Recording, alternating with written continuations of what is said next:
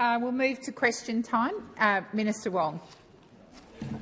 I seek leave to make a statement concerning ministerial arrangements for question time. Leave is granted, Senator Wong. I thank the Senate and I advise there are a few. Senator Farrell will be absent from question time today, and Senator Gallagher will be absent from question time today, and Senator McCarthy will be absent from question time both today and tomorrow.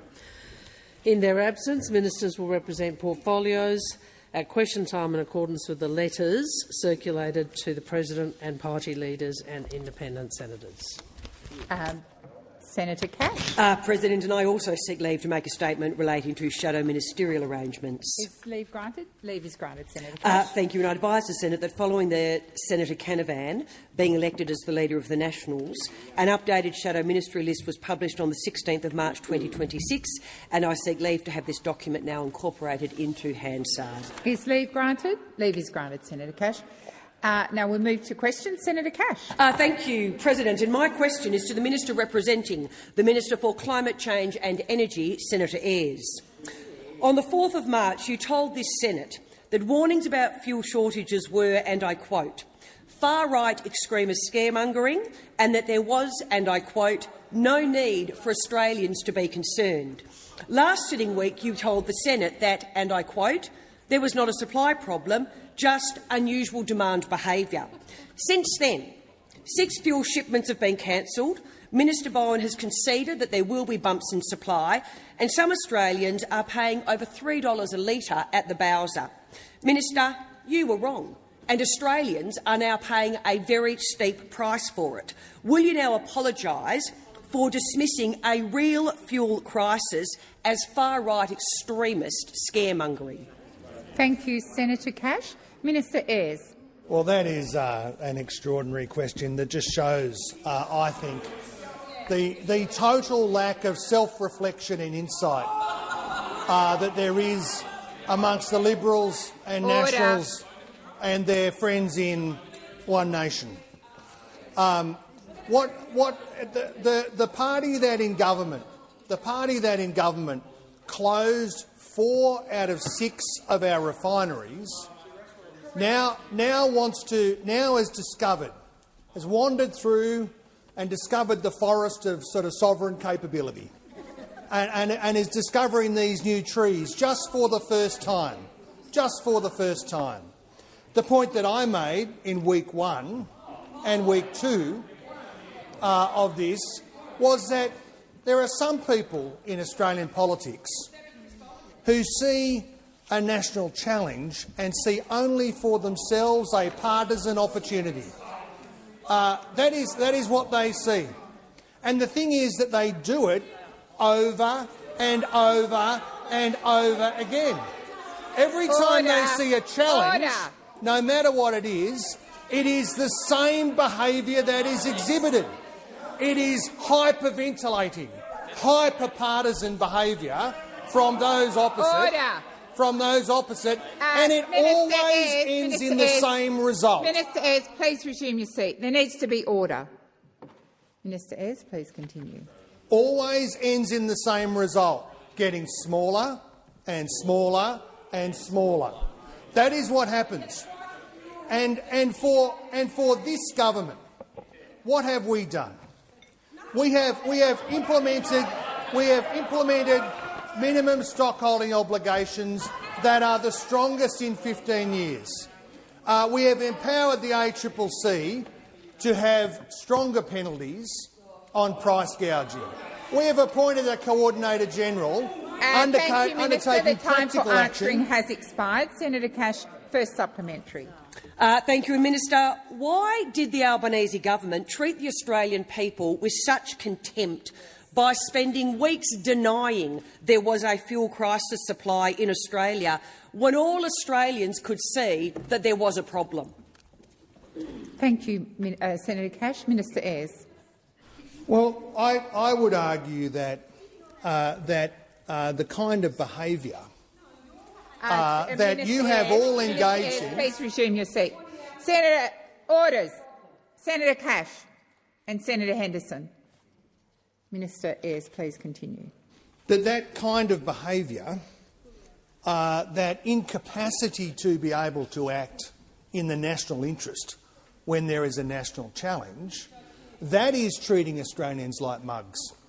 And the truth is, Australians don't like being treated like mugs by the Liberals and Nationals who only focus on two things. One, the fact that they despise each other, and number two, a hyper-partisan response to every challenge that engages all of our interests, both internationally and here in Australia. That is all that you have been capable of. Australians are seeing through that behaviour, imported ideology, exporting jobs. Your track record— Thank you, Minister. The time for answering has expired. Senator Cash, second supplementary. Thank you, Minister. I can tell you right now it's not a hyper-partisan response to go into bat for the Australian people who are suffering under this government and your failure to properly manage the fuel crisis in Australia. Will you now apologise to the Australian people for your government's gross mismanagement of the fuel crisis, which they are now paying dearly for? Thank you, Senator Cash. Minister Ayres.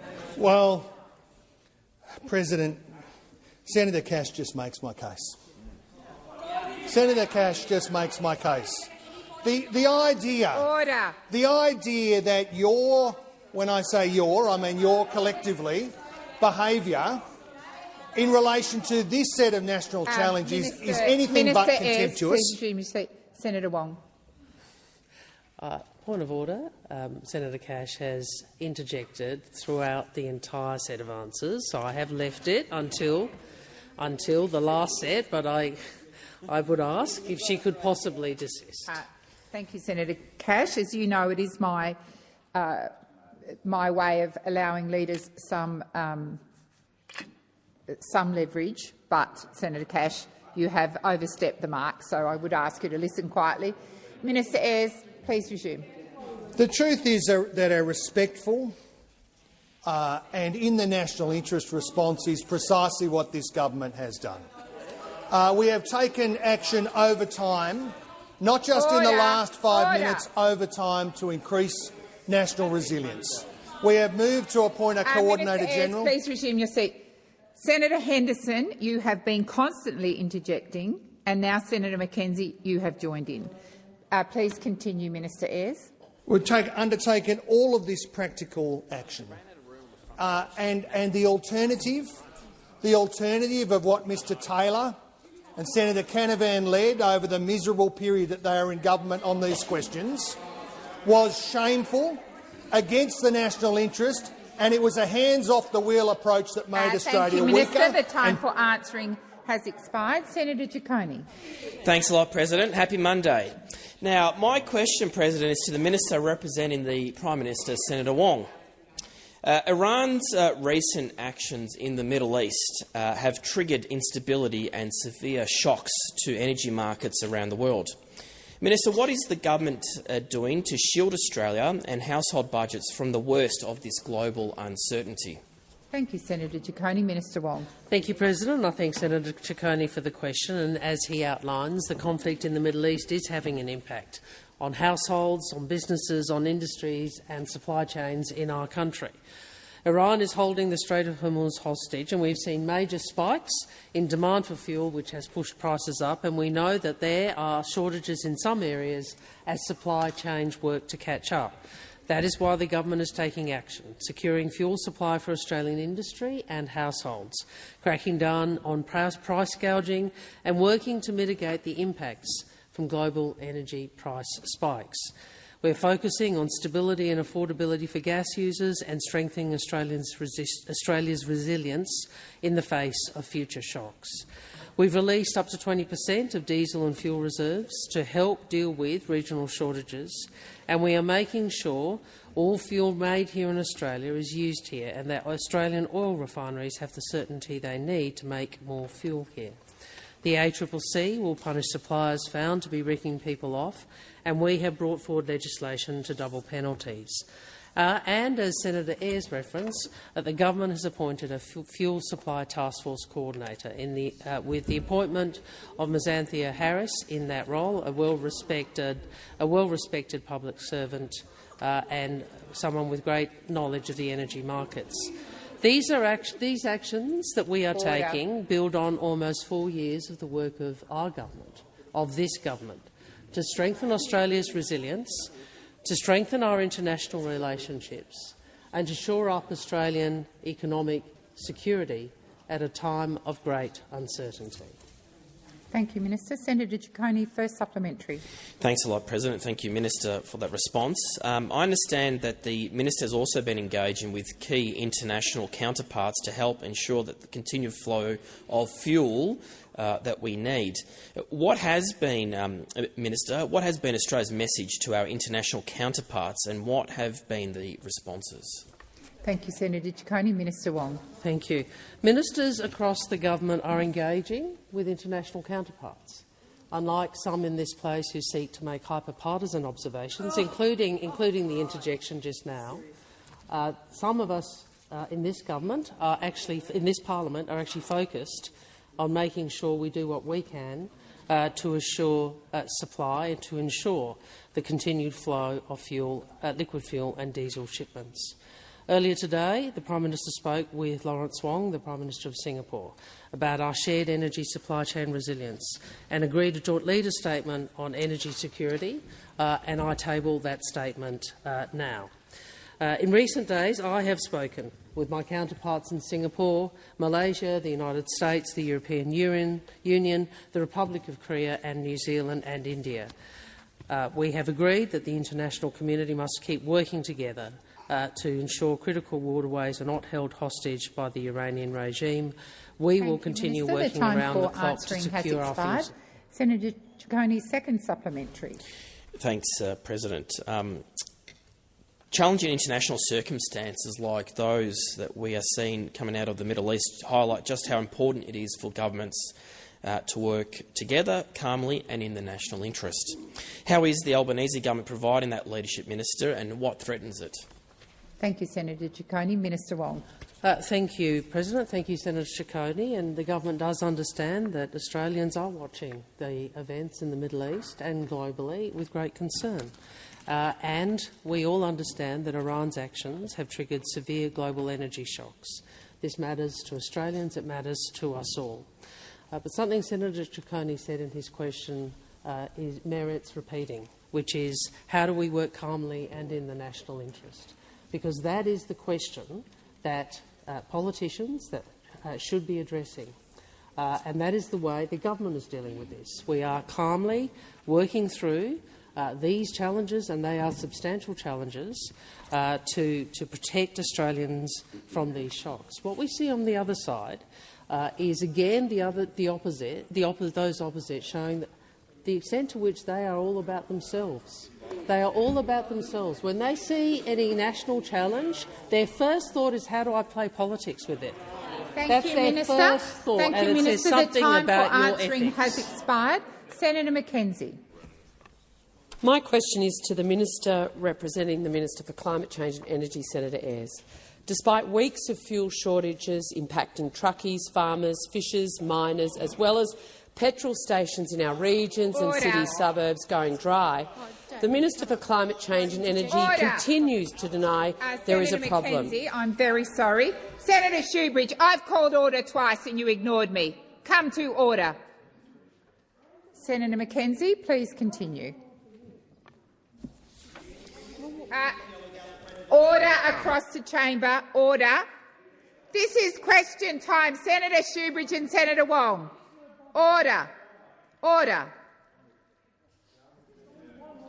Order. Senators asking questions and ministers. Senator Shoebridge, I will name you. You are being incredibly disrespectful to me. I'll remind the Senate once again that senators asking questions have the right to be heard in silence. Equally, when ministers stand up, that silence continues. I'm very sorry, Senator McKenzie. Please continue. Thank you for your protection, Madam President. Just yesterday on ABC's Insiders, the minister said, and I quote, "We've got our refineries working full pelt and not exporting any diesel or petrol. We're continuing to see our fuel supply being strong." If Australia's fuel supplies are so strong, why over the weekend were 107 petrol stations in New South Wales without diesel, impacting farmers in Farrer and beyond, and 42 stations were without a single drop of fuel? Thank you, Senator McKenzie. Minister Ayres. Well, I think that while I'd rely upon my previous answer in relation to the overall approach, and I understand the approach that Senator McKenzie has taken to these issues, I do want to take the issues of supply in regional communities seriously in terms of my answer to this question. It does, of course, take time for new supply to work through the supply chain. 519 million litres, this is being prioritised for regional demand. And the number of petrol stations or retail outlets that are supplying agricultural businesses in particular that Senator McKenzie refers to, the government has been very purposeful and deliberately transparent about precisely what is happening in those regional communities. We know that the following actions are happening: more supply in the Riverina and into regions like Hay and Griffith, more fuel for places like Gunnedah, which had stockouts last week, more fuel for independent service in country New South Wales towns like Orange, Wellington, West Wyalong and Lake Cargelligo, extra actions in Dubbo and Albert where customers are starting planting season. All of those developments are happening because of the action that the government is undertaking and also, importantly, in cooperation with our partners in the states to make sure that the national stock holdings make their way right through the supply chain to people who need it. Thank you, Minister. Senator McKenzie, first supplementary. The International Energy Agency has suggested Australians reduce fuel use by cutting speed limits by 10 kilometres an hour, car sharing, using public transport, staying home, restricting private car use to different days. On ABC Insiders yesterday, the Minister for Climate Change and Energy agreed with one suggestion from the IEA was a sensible thing to do. How many of the IEA's proposal does the government think are sensible, and why should Australians be urged to embrace restrictions if, as the minister claims, our fuel supplies are strong? Your time for asking has expired. Minister Ayres. Well, President, thanks to Senator McKenzie for that question. I, of course, watched Mr Bowen's Insiders interview just as closely as you did.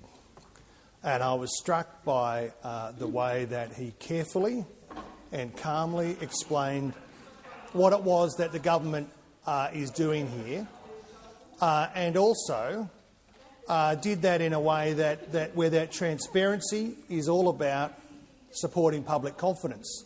What he didn't do was engage in hyper-partisan commentary about this issue. He did his job, and our job is to make sure that those national reserves are making their way through the supply chain. I'm hoping for another question about to follow that on because there's plenty more to say. Thank you, Minister. Order. Senator McKenzie, I can't call you for your second supplementary if you are being disorderly. Second supplementary, Senator McKenzie. The government has so far failed to maintain supplies of petrol and diesel needed by farmers, businesses and families. Can the government advise on what date fuel supplies will be restored, such that Australians can be guaranteed when they go to their local service station there will be fuel available for sale? Thank you, Senator McKenzie. Minister Ayres. Well, the thing about this set of challenges, Senator McKenzie, is that it requires everybody working together. It requires the kind of steps that the government has undertaken. And I can tell you in places like Texas, Queensland, that had stockouts last week, that we are, of course, supporting fuel to make its way to Texas, Queensland, not Texas, the United States, which was Mr Taylor's plan just a few years ago. Senator McKenzie.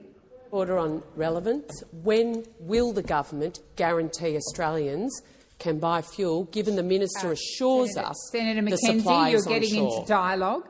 The minister is being relevant to your question. Minister Ayres. I'm not sure whether it's dialogue or monologue, President, but Senator, that's not helpful. Withdraw in the interest of the chamber, please. But this is a set of challenges. Senator Ayres, in the interest of withdraw thank you. Of course. This is a set of national challenges that requires Australians to work together. That is the kind of leadership that the government is providing in this instance and in every other instance where there is a set of national challenges. It would be good if the Liberals and Nationals signed up to Team Australia and actually behaved in a way that was consistent with the national interest. Senator Waters. Thanks very much, President. My question is to Minister Wong, representing the Treasurer. It's promising to hear that the government is modelling a gas export tax. Gas corporations will continue to make windfall wartime profits for months or even years as bombs continue to rain down in the Middle East. Ordinary people are paying the price, while gas companies profit off their pain. Polling today shows that 61% of Australians support taxing export gas. With the Greens, you have the numbers to pass a gas export tax of at least 25% this fortnight. Minister, are you ready to stare down the greedy gas corporations and make them finally pay their fair share? Thank you, Senator Waters. Minister Wong. Thank you, President. I thank Senator Waters for her question, and I did observe the public statements from the Greens, and they have a consistent position on this. Obviously, the government's focus on tax is rolling out our tax cuts for every taxpayer, which I note that those opposite opposed. We're obviously closely monitoring events in the Middle East, as I went to in my first answer.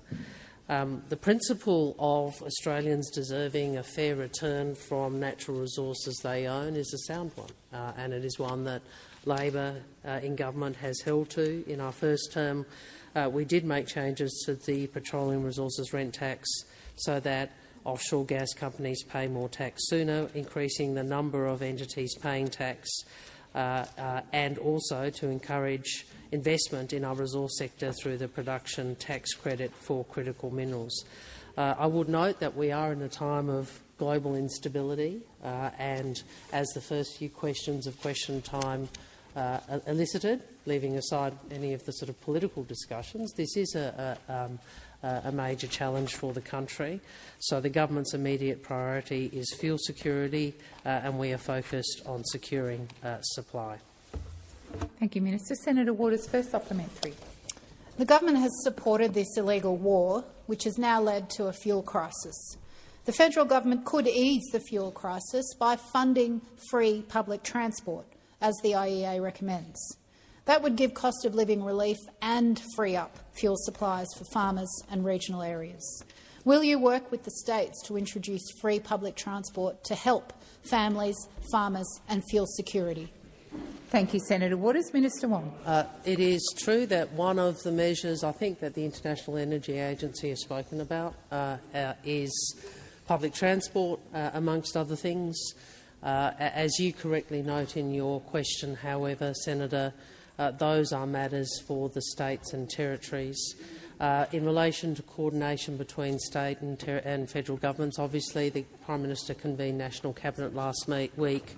It is true that a number of aspects of response to these challenges and the fuel constraints globally those responsibilities are shared between state and federal governments, and I'm sure the Prime Minister will continue to hold those negotiations and will seek to work cooperatively with the states. Thank you, Minister. Senator Waters, second supplementary. Thanks, President. If this crisis has taught us anything, it's that we need to end our dependence on fossil fuels. However, your government has indicated that the electric vehicle fringe benefits tax exemption is on the chopping block in this year's budget. Given that we are in a fuel crisis, will you rule out making it harder for people to buy electric vehicles in the budget?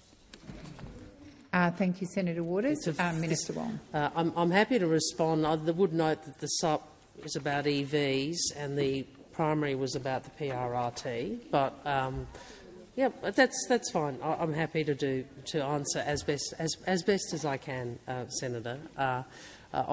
Yeah, I think this government has made clear, very clear, the importance of transitioning to cleaner and more sustainable forms of energy. There is a climate argument for that. There is an economic argument for that, and I think, as is being demonstrated, there is a resilience argument to that transition. We also know, as you and I have discussed, I think in this chamber and elsewhere, Senator, we recognise that transitioning the economy is a big economic task. There are many levers and there are many aspects of this which are required. You've seen what we have done in terms of our investment in renewable energy, as well as in terms of electric vehicles. Thank you, Minister. Senator Grogan. Thank you, President. My question is to the Minister representing the Minister for Climate Change and Energy, Senator Ayres. The war in the Middle East is a major shock to global energy markets. In response, the Albanese Labor government is taking action to make sure fuel gets to where it's needed, particularly focusing on regional petrol stations and agricultural and maritime businesses. Can the Minister outline what the government has done to ensure Australian households and businesses remain well supplied with fuel? Good question, Karen. Order. I remind senators on my left that I do need to hear the question. Minister Ayres. Minister Ayres. Thank you. Thank you very much. Thanks, Senator Grogan, for that question. Of course, the Albanese government is intervening to make sure that fuel gets to where it is needed and that we cushion Australians from the worst of the price shock. This is an international crisis, not a commercial opportunity or a partisan opportunity at Australians' expense. That's why we've released, as a government, made the necessary decision to release 762 million additional litres of petrol and diesel from our national stock holding, with the additional fuel squarely directed to farmers and regional communities. That's why we've temporarily lowered fuel standards, allowing an extra 100 million litres a month to be used here rather than exported. And just while I'm on the subject of that fuel, I was interested to see Mr Taylor on Saturday, who said Australia is exporting fuel because of regulation brought forward by him. I assume he means Mr Bowen, because of his emissions obsession. The thing about running a hyper-partisan campaign is it's probably good if you get the facts right. It's probably good if you get the facts right. Viva does not export fuel. Ampol's only exports are now redirected to Australia after this government made the sulphur change. Right? That is, this government made the change. Mr Taylor misrepresented the facts on Saturday when it was plainly obvious through the government's actions that we had made the difficult but necessary decision to do that. And if you're going to run a scare campaign, you might as well try and run an honest scare campaign rather than a dishonest scare campaign, which is what's been perpetrated by this lot and their fellow travellers. Thank you, Minister. Senator Grogan, first supplementary. Thank you, President. Good to hear from Senator Ayres. The Albanese Labor government has said that consumers must not suffer from unfair fuel pricing because of this conflict in the Middle East. What is the government doing to protect Australian households and businesses from fuel price gouging? Order. Order. Senator Ayres. Well, I just thank Senator Grogan for that question as well. Of course, we're cracking down on petrol price gouging. So while the ACCC is allowing the major fuel suppliers to coordinate their activity to get fuel to the parts of the country and to businesses that are facing shortages, that doesn't mean that they can jointly agree on prices or share information about prices. In fact, we have doubled penalties, up to $100 million for false or misleading Senator conduct McKenzie. and for cartel behaviour. Minister Ayres, please resume your seat. Senator McKim, if I sit the minister down, the obvious response from senators is not to continue to interject. Senator McKenzie, you have constantly interjected. Senator McKim. Minister Ayres, please resume. Well, thank you. We are cracking down on price gouging, providing the ACCC with the right powers and amending their approach. They have opened an investigation, for example, into diesel availability in regional Australia.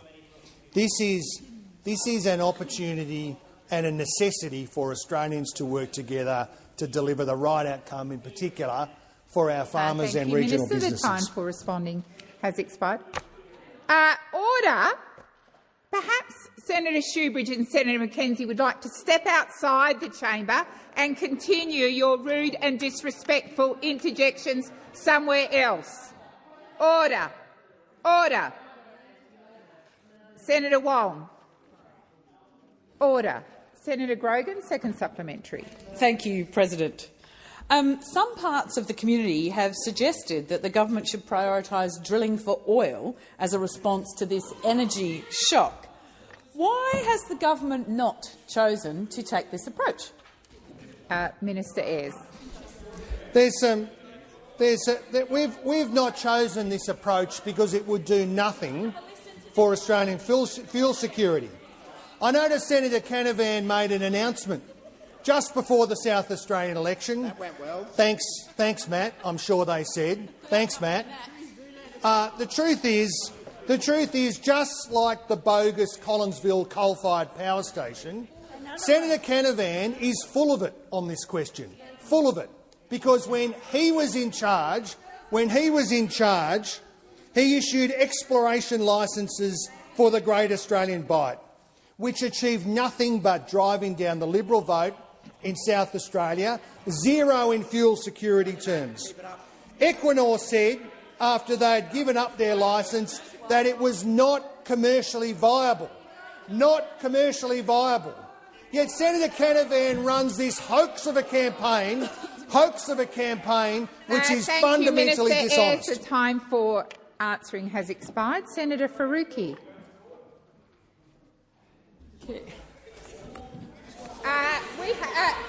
Order. Senators Ayres and Canavan. Senator Ayres, I have called Senator Faruqi. Senator President, Faruqi. my question is to the Minister representing the Prime Minister. On Eid morning, Prime Minister Albanese and Minister Burke attended Lakemba Mosque during Eid prayers. Muslims understandably expressed their frustration and anger at the Labour government's complicity and inaction on Israel's genocide in Gaza. Instead of acknowledging these sentiments, the Prime Minister left the mosque in a rush, ignored community criticism, and misled the media about why people were confronting him. On the religious festival of Eid, the Prime Minister indulged in far-right talking points to delegitimise people angry about his presence in the mosque and Labour's complicity in the genocide, linking them with extremism. Minister, why did the Prime Minister lie and mislead the media? Senator Faruqi, that's out of order. Withdraw, please. Why did the Prime Minister mislead the media? Senator, you also need to withdraw. I appreciate that you've rephrased the question. Thank you for doing that, but you also need to withdraw. Withdraw. Thank you, Senator Faruqi. Minister Wong. And I do remind senators, just because you have a different point of view, you are to listen in silence. Minister Wong. Thank you, President. Thank you for the opportunity to respond to the question. And what I would start by saying is that, first, Australians are understandably distressed by the violence, death, displacement in the Middle East, but that we, on this side of the chamber, believe that we gain nothing by shouting each other down. We gain nothing by turning up the temperature, as that question sought to. We gain nothing as a pluralist nation. And again, I mean, there is an outrage machine that the Greens engage in because they want to raise the temperature. They want to raise the temperature. Now, you want to raise the temperature because you see political benefit in raising the temperature. We on this side want to do all that we can in a pluralist Australia, to enable people to come together and for people who disagree with each other to be able to engage respectfully. That is what we seek to do, and that is what the Prime Minister was seeking to do. Now, it was a visit by the Prime Minister for Eid. It was a visit at the invitation of the community. It was a visit that was welcome by many in the community. And yes, there were people who had differences of views. But overwhelmingly, it is a good thing for the Prime Minister of the country. Senator Ayres? I just asked that Senator Faruqi withdraw that. She's had to do it once already. I didn't hear the comment, and I'm assuming it was Senator Shoebridge. Just a moment, Senator Shoebridge. What do you want? Please resume your Just seat. assumed you.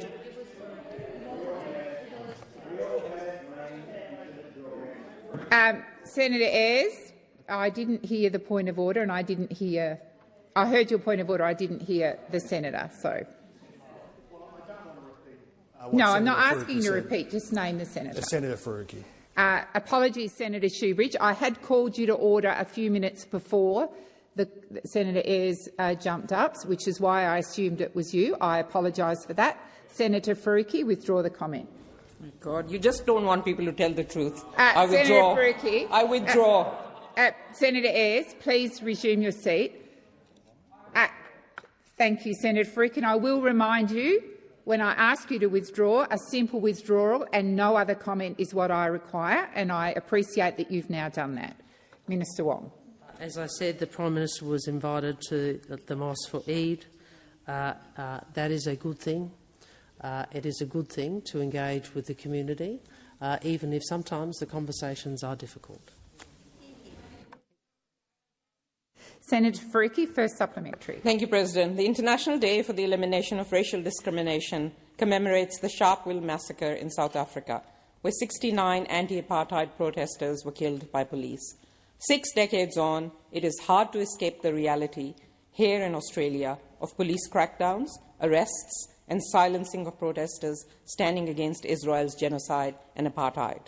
Minister, when will the government realise that assaulting, demonising and repressing anti-genocide, anti-apartheid protesters is racism? Just a moment.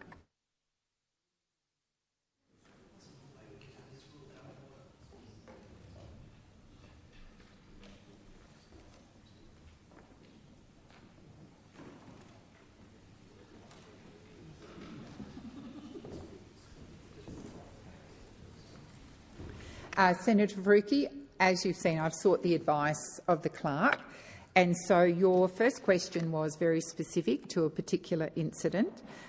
You've now broadened that out to go further than that, so it's not well related to your first question, but I will invite the minister to answer it in whatever way she thinks fit. Senator Waters. Of order, President. I'll just refer to the fact that the minister was asked in her capacity as representing the Prime Minister, and so the scope is broad. Thank you, Senator Waters, and you may have missed the point. I have sought the advice of the clerk, and I have taken the advice of the clerk, which is the generally accepted standard in this chamber, and it's certainly the standard that I adhere to, and I've invited the minister to respond in whatever way she thinks fits the question. Minister Wong. Thank you. There are a number of aspects of that question. I think that where I would like to start is where I started with my primary, which is there is understandable distress in our country by what has occurred in Gaza. There is by the violence, death and displacement in the Middle East. But I again say we are a country, a pluralist nation, which has welcomed different races, different religions and views. We should be united by respect for each other's humanity and for each other's right to live in peace. Well, you expect respect, but you don't show me any. You demand it. I'm trying to answer the question. All right? Senator Wong. Senator Ormond-Payne, come to order. I've called you to order 3 times. You are being disrespectful to me and this chamber. You will listen in silence or you can leave the chamber. Senator Ormond-Payne, you are not in a debate with me. Senator Ormond-Payne, I will name you. You are not in a debate with me and you are to listen in silence. That is my order. Minister Wong, please continue.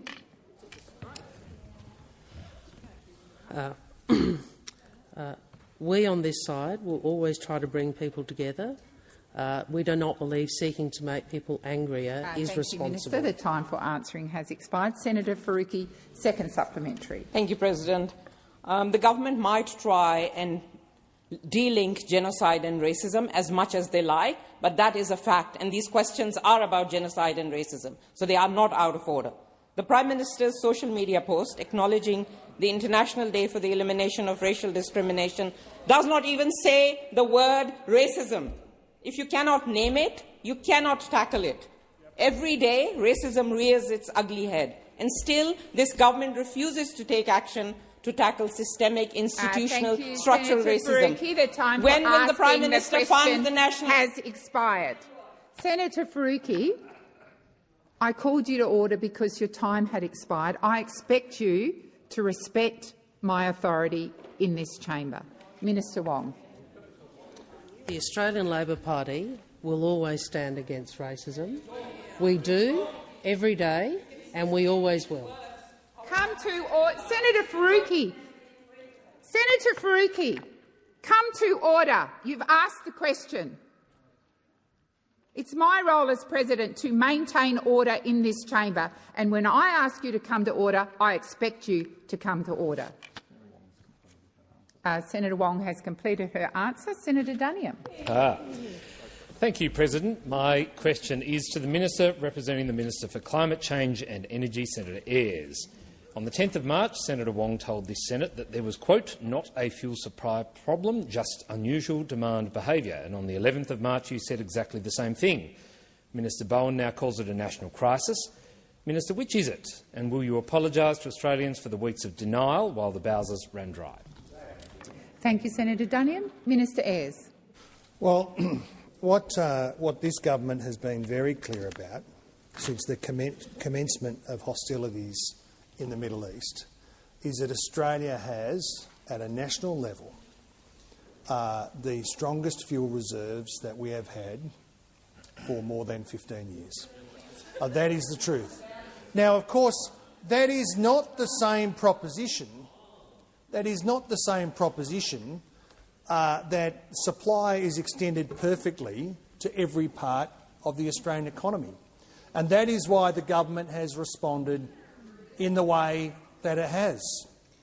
And it's important not just to have those practical responses, appointment of the fuel coordinator, releasing of 20% of the minimum stockholding obligation, additional powers for the ACCC and providing direction to the ACCC so that their role doesn't get in the way of fuel retailers being able to cooperate to get supply to some of the places that I dealt with in my answer to Senator McKenzie. But it also requires all of us who are engaged in this effort here in parliamentary democracy to be clear with the Australian people about what is going on. And it is true that it is very important when these kinds of challenges come along to give Australians confidence that at the heart of this matter we have stronger fuel security than we have traditionally had. Because it is not right. It is not right to go around encouraging Australians to stockpile or purchase more fuel than they need. And there's some people over there who are doing precisely that. Thank you, Minister. Senator Duniam, first supplementary. Thanks, President. Minister, on what date was the government first advised that 6 shipments of vital fuel supply bound for Australia were cancelled? Thank you, Senator Duniam. Minister Ayres. I will provide more information on that question if I can. I can certainly tell you that that is something that has only recently become clear, and what we will see over the coming weeks and months, depending upon how long the crisis in the Middle East goes for, is 2 things happening. One is, up until recently, all of the ships that were coming to Australia were on target, on time. We will see, like we have just seen, a number of deferrals and a number of cancellations, 6 out of 81. And you'll also see the government undertaking the action that it has been undertaking in consultation with our partners in the region to make sure that we are swapping in fuel capacity when that is possible. That's why you have a minimum stockholding obligation, Minister. to provide resilience in precisely that circumstance. Senator Duniam, second supplementary. Thanks, President. The war in Iran began on the 28th of February 2026, that's 23 days ago. Minister, specifically, how many new fuel shipments have been contracted since the 28th of February this year? Thank you, Senator Duniam. Minister Ayres. Well, if I can provide anything in relation to that specific question, I will. We have been completely transparent about what fuel reserves are on hand, and it stands starkly in contrast to what the previous Liberal and National government did. The coalition closed refineries. We are keeping them open. The coalition stored emergency fuel on another continent. We are storing it here.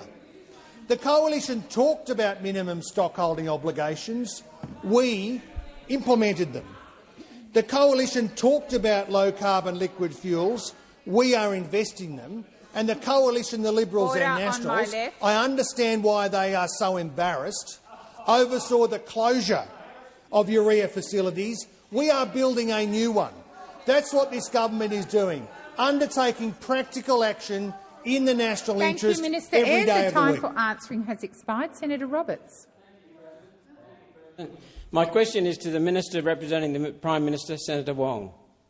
Videos posted of the incident involving the Prime Minister at Lakemba Mosque last Friday show, by my count, 20 people in the security team, including uniformed officers from New South Wales Police who took up a position inside. One Nation leader, Senator Hanson, remarked only 3 weeks ago that Lakemba wasn't safe for everyday Australians. Minister, if the Prime Minister organised a 20-person security detail in advance to provide security for the visit, doesn't that prove the Prime Minister believed Lakemba Mosque was not a safe place for him to visit? Thank you, Senator Roberts. Before I call the Minister, I'm going to remind those, particularly on my right, once again, Senator Roberts has the right to ask his question in silence. Minister Wong. Well, it is telling that the 2 questions I get on Lakemba are from the Greens and One Nation, and perhaps the Greens political party could reflect on their polarisation of this debate.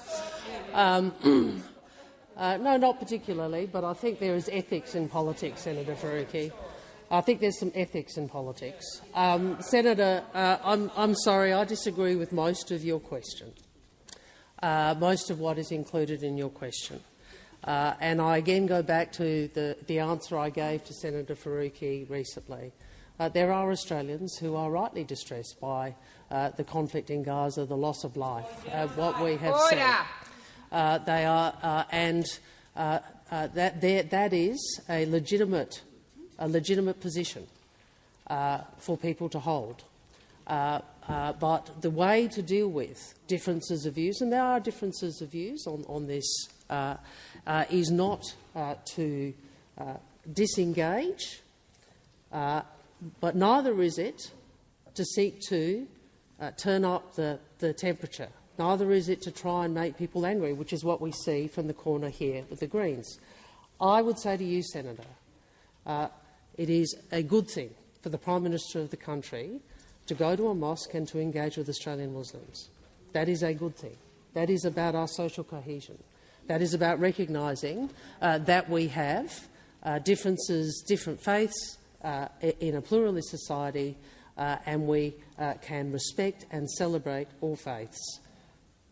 So what I say to you is we should, as politicians, work to inculcate a society, work to protect a society where we can have differences of views and difference of opinion without anger and without division, and that is what we will work for. Minister. Senator Roberts, first supplementary. My question, thank you, Minister. My question was about whether or not the Prime Minister felt safe. On the 4th of March, the Albanese government listed Hizb ut-Tahrir as a prohibited hate organisation. Social media has already identified at least one of those displaying violent behaviour to be a member of Hizb ut-Tahrir based on his social media posts. Minister, will your government arrest anyone associated with Hizb ut-Tahrir who acted violently towards the Prime Minister and toward other Muslims last Friday?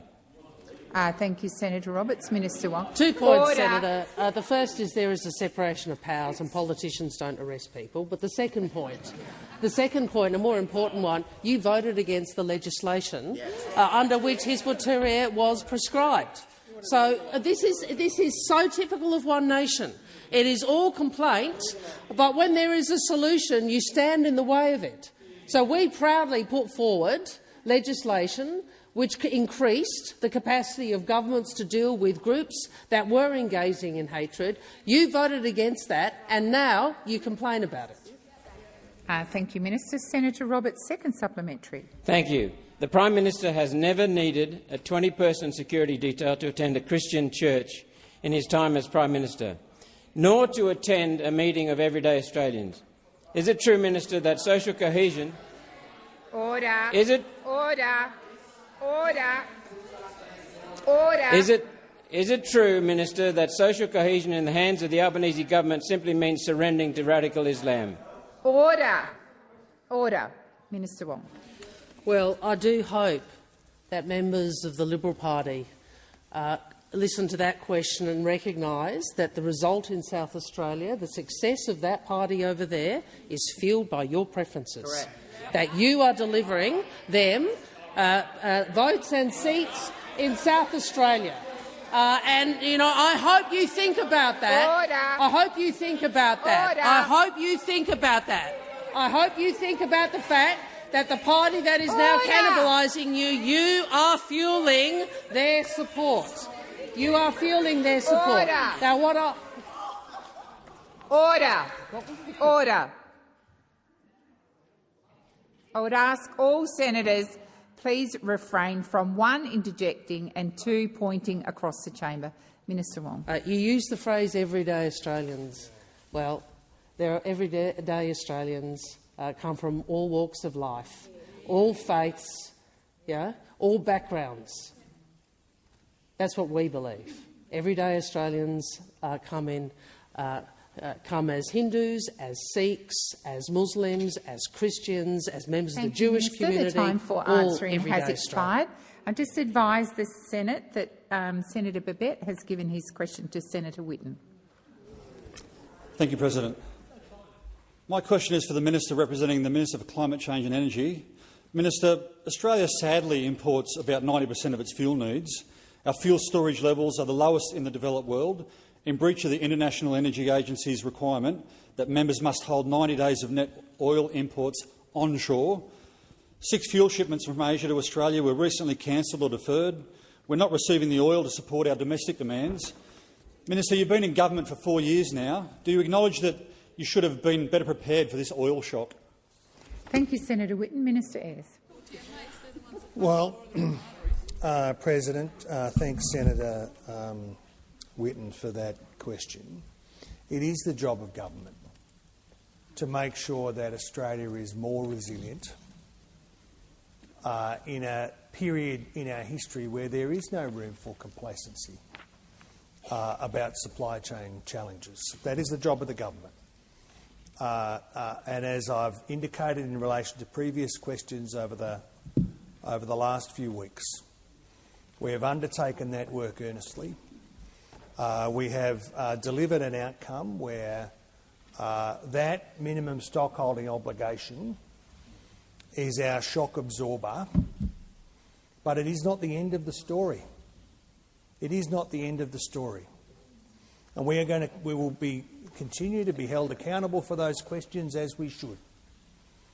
But I do say all of us have a responsibility to be straightforward about the questions in relation to our energy security. And it is not the case that Australia has reserves of crude oil that could be economically extracted. That is not the case. And making that argument is utterly mischievous. Whether it's you doing it, Senator, through the chair, or Senator Canavan, or others making that argument. Because it is not a practical solution. In fact, what it would do is make prices unacceptably high on a long-term basis for Australians. That would be the result. Higher prices, less fuel security would be the result of that. It's imported politics. It's imported politics. Time. Thank you, Minister Ayres. Senator Whitten, first supplementary. Minister, if this fuel crisis extends and worsens, do you hold the power necessary to force rationing of fuel on the Australian people? Thank you, Senator Whitten. Minister Ayres. Well, President, the government has set out the proposed course of action in a I should say to my friends in the gallery, the sound of little kids in this place is always very welcome. It's always very welcome, and really, if that family, I want them to feel welcome in this place, and I think we all do. I think we all do. Well, I wouldn't describe it as running down the clock, Senator. Senator Farrell's not here. I meant it. And I think we all did. We are approaching the task of delivering fuel security with all the earnestness that Australians would expect, with all of the diligence. And we have undertaken that work in strong contrast to the miserable record of those that came before us, who diminished Australia's fuel security, who made our economic resilience weaker, and as a consequence made Australia poorer. Thank you, Minister Ayres. Senator Whitten, second supplementary. Thank you, President. Minister, if this fuel crisis continues and our emergency supplies keep dropping, can you guarantee Australians will not run out of fuel? Thank you, Senator Whitten. Minister Ayres. Well, what I can guarantee is that because our fuel reserve is here in Australia, and that actions like what was undertaken last week, where a portion of the minimum stockholding obligation was released in order to deal with some of those undersupply issues, particularly with independent retailers who have traditionally bought fuel on the spot market, in order to make sure that fuel got to those parts of Australia. That kind of action, if Mr Taylor was still the Energy Minister, would not be open to the government, because he had Australia's minimum stockholding obligation stored somewhere in Texas, El Paso, Dallas, I don't know where. It was a magical fairy dust allocation. Minister, the time for answering has expired. Senator Patterson.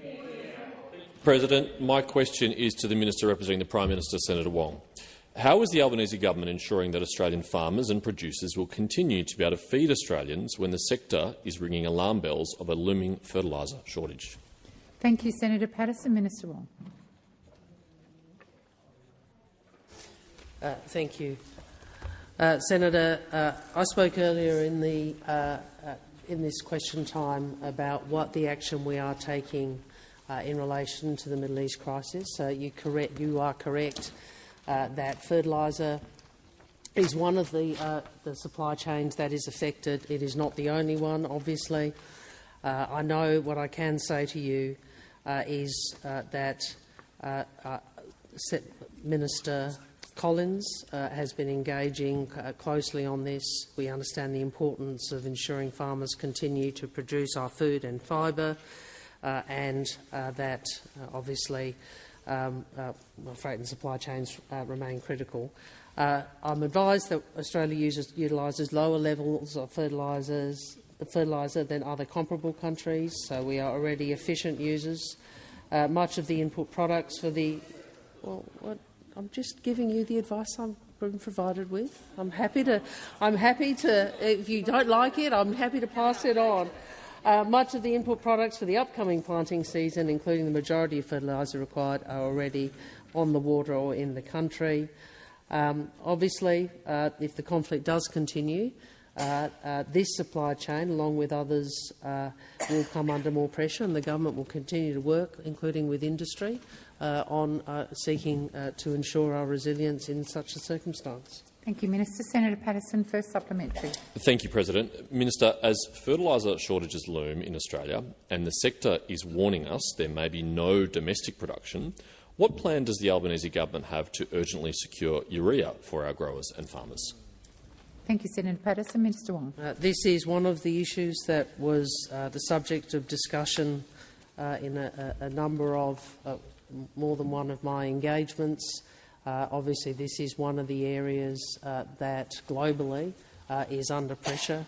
I think at some 65% of fertiliser-grade urea is sourced from the Middle East, and that currently we are seeing price volatility as would be expected. Government will keep working to secure supplies, and we obviously recognise this is a global challenge that we are working together to meet.